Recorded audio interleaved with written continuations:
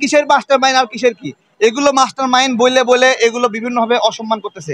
এই আন্দোলনের যদি ব্যাপকভাবে আন্দোলন সফল হওয়ার পেছনে কারো যদি একক ভূমিকা থাকে, শক্তি থাকে, সেটা জাতীয়তাবাদী দলের তারেক রহমানের ব্যাপক একটা ভূমিকা আছে। কোনো ব্যক্তি যদি অবদান রাখে, যে কোন ব্যক্তির নাম সবচেয়ে বেশি অবদানের তালিকায় রাখা উচিত, তার নাম রাখতে হবে। কারণ তিনি তার সমস্ত ফোর্সকে ঐক্যবদ্ধ করে এমন একটা শক্তি, হলে আপনাদের কপালেও হাসিনার মতোই খারাপই আছে। ভুলক্রমে কোনো একটা কমিটিতে কেউ ঢুকে যেতে পারে, একটা কমিটি হচ্ছে ছাত্রলীগের বর্ণ পরিচয়ে কেউ দিতে পারে, এই ঢোকাটা সমস্যা না। সমস্যা হলো তাকে বাদ দেওয়া হচ্ছে কিনা। আইডেন্টিফাই হবে শয়তান, শয়তান আইডেন্টিফাই হলে বিচার করবেন, এটাই হলো বিষয়।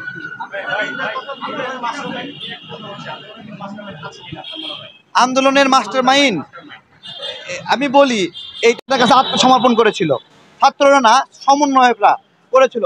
এর পরবর্তী যে আন্দোলন হয়েছে, এই আন্দোলন কোনো সমন্বয়কের নির্দেশে হয়নি, এবং আপনারা সাংবাদিকরাও 5 আগস্ট পর্যন্ত কোনো সমন্বয়কে চিনতেন না ওইভাবে। আপনারাই চিনতেন, আমি তো বলতেছি, আপনারা তো সবার কাছে যান, খবর নেন, চিনতেন না। তাহলে কিসের মাস্টার মাইন্ড আর কিসের কি এগুলো মাস্টার মাইন্ড বলে এগুলো বিভিন্নভাবে অসম্মান করতেছে।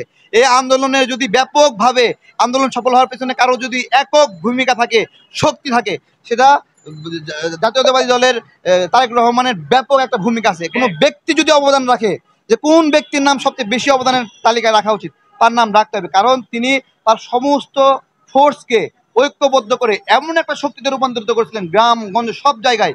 এটা হলো অভাবনীয়। এটা না হলে হাসিনার পতন হতোই না, সবাই কচুকাটা হয়ে যেত জায়গায় জায়গায়। ঢাকা বিশ্ববিদ্যালয়ের বিজয় 71 হল, সূর্য সেন হল, ওই জায়গায় যে ছাত্রলীগ যে প্রতিরোধ করতেছিল, ওই প্রতিরোধটা ভাঙতেই হলো ছাত্র দল। এগুলো কি সাধারণ ছাত্ররা গিয়ে ভাঙতে পারতো বলেন? মারামারির একটা অভ্যাস আছে, রাজনৈতিক শক্তি যেভাবে মানে ডিফেন্ড করে, ওটা সাধারণ ছাত্ররা এটা সম্ভব না। মেজর ডিফেন্ড রাজনৈতিক শক্তিরা করেছে, অস্বীকার করলে বেজ্জতি হবেন। আমি আপনাদেরকে বলতেছি, এটা স্বীকার করতেই হবে।